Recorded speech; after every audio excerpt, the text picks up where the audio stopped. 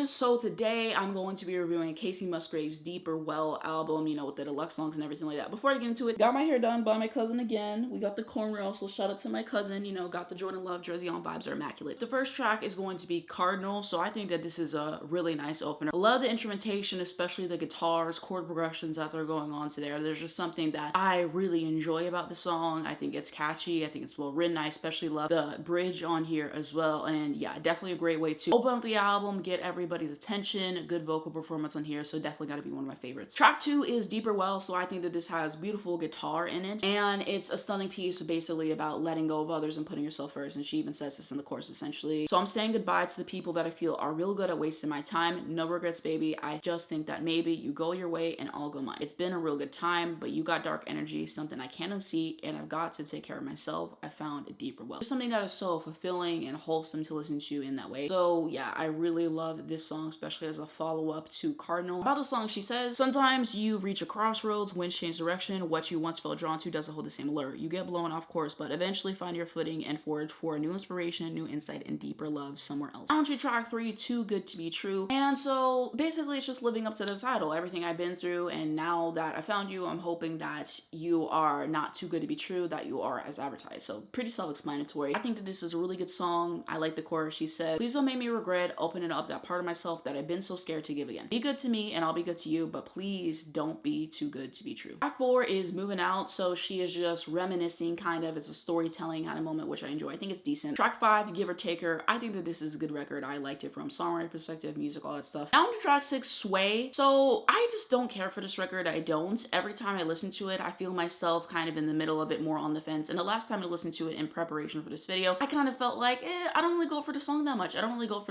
It's not bad per se, it's just not something that really stands out to me, especially on this album with all the good songs that were before. It was kind of just there to me. I'm not really a big fan of the ending and everything. I don't know. We could have left this off the album in my opinion. On to track 7, Dinner with Friends. I think that this is a gorgeous piece to listen to. Absolutely lovely with the instrumentation, with the vocals, all the details, and the songwriting as well. So I really think this was a nice bounce back from the last song. I absolutely love the chorus on the song. She says, the shape of his eyes, the shape of his nose, the cute way he mispronounces certain words, the smell of his clothes, the things I would miss from the other side. And just her vocal delivery and her cadences here and the choices that she makes are really interesting. I think it makes the song stand out. On to track 8, Heart of the Woods. I think that this is just a very peaceful track to listen to. The instrumentation and the production I think is super fitting for the song. Good vocals, good songwriting on here. I enjoy it. Now on to track 9, Jade Green. I think this is a cute track. It has a really good instrumentation to it that is fitting and stands out, and yeah, I feel like this is kind of a song that might fly by the radar for some, but I really enjoyed my time listening to it. Now on to track 10, The Architect. So I think that this song is mediocre, and I think that it's very simplistic in terms of a songwriting perspective. It's like she was trying to dumb down everything to get a hit or something like that. I don't really know what she was thinking in terms of making this song. I just don't like this record, and every time I listen to it, I'm just like, why put this on? There's just nothing about it that stands out to me. From a songwriting perspective, from a production standpoint, I mean, the vocals on here were okay, but it just doesn't wow me, especially in comparison to all the other songs on this album. And I don't know why, for the life of me, for the Grammys and all these other awards, this is the song that she's putting all the chips in and saying, this is what I want to be nominated for. I hope I win with this song. This represents my album. I don't understand it. I don't. Maybe she thinks it has appeal, but you had songs like Cardinal, Deeper Well, Anime Eyes is a favorite for me as well, Lonely Millionaire, which we'll talk about later.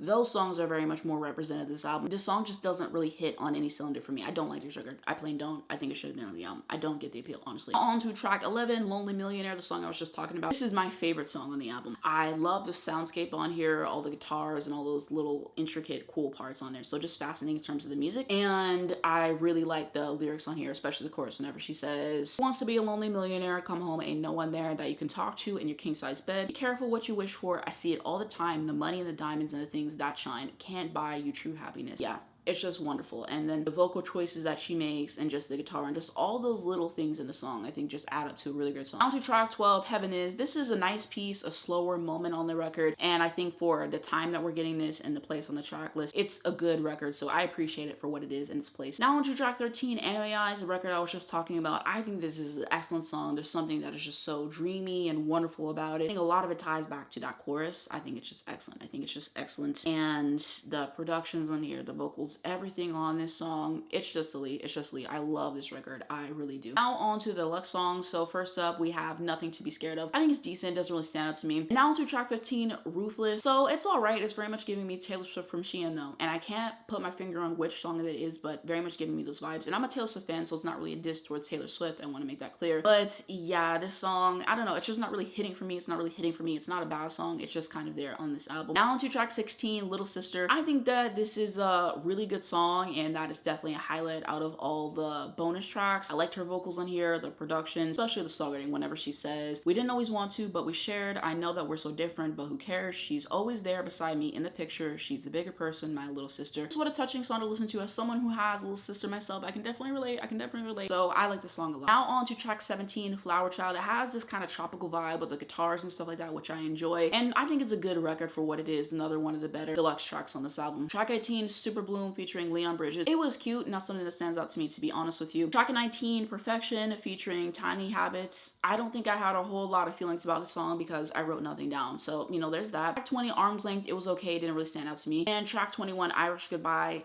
Didn't do a whole lot for me. It's kind of like, I'm glad that it's done. And some deluxe albums this happen to. At a certain point, you just kind of check out. Because all of them are sounding the same. It's like these sound like reject. And now to my favorite songs on this album. So I'll definitely say Cardinal, Deeper Well, Lonely Millionaire, and Anime Eyes. And then for the bonus tracks, I would say Little Sister. So that's going to be my top 5 on this album. And now onto my overall thoughts on this album. So I think that this is a decent album overall. And a lot of these reviews, it always boils down to the same thing for me. About songwriting, about the production, and about the vocals. And I know I sound like a broken record, but if you really think about every album you've listened to, then it's going to boil down to those 3 things being outstanding on the songs. So I really enjoy this. I'm not typically a country listener, to be honest with you, and when I do listen to country, what I like to hear is a storytelling country and all that stuff. I hate bro country about tequila and trucks and da-da-da. I hate that stuff. So this album is a lot more down my wheelhouse, in the vein of a Taylor Swift, in the vein of a Chicks, the kind of country music that I like to listen to. And so yeah, I really enjoyed it in that perspective. Shout out to my friend for recommending this album to me. And so yeah, if you're not a big country listener, but you kind of want something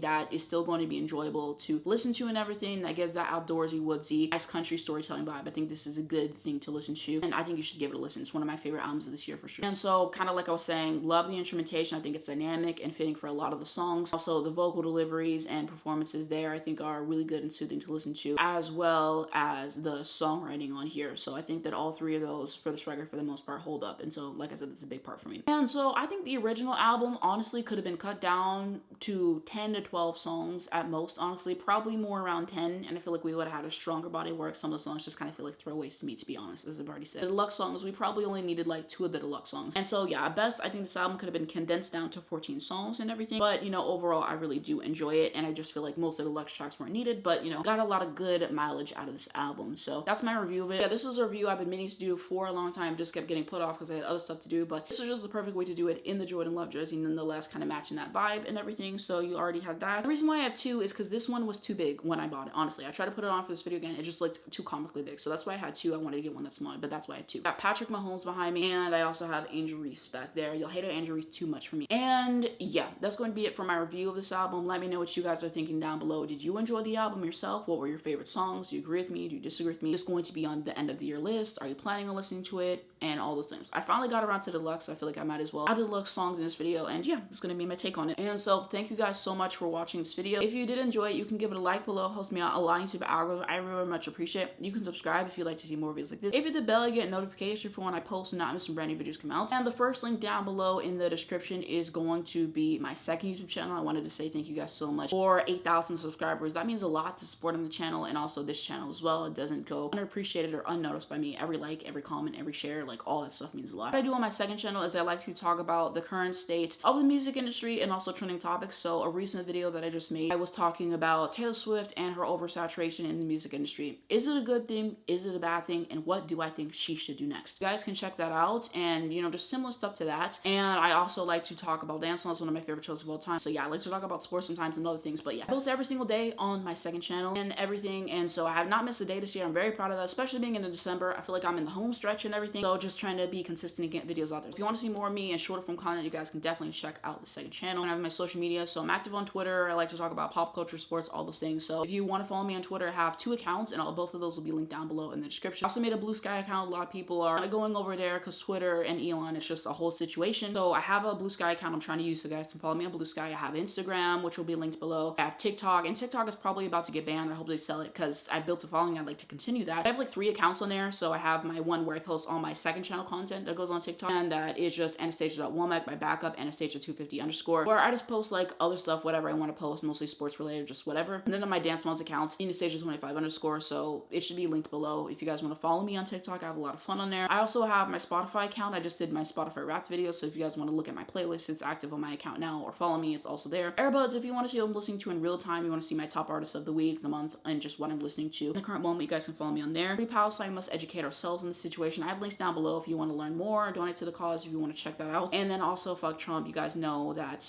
I do not support any of that stuff. No bigotry will be allowed on my channel. So if that's you, if you support that, unsubscribe for me. Follow me if you have me on other platforms. I don't deal with that. My channel is not a place for that. And that's just something I have to keep reiterating. And so yeah, it's going to be it for the video though. Thank you guys so much for watching this video, and I'll see you in my next one.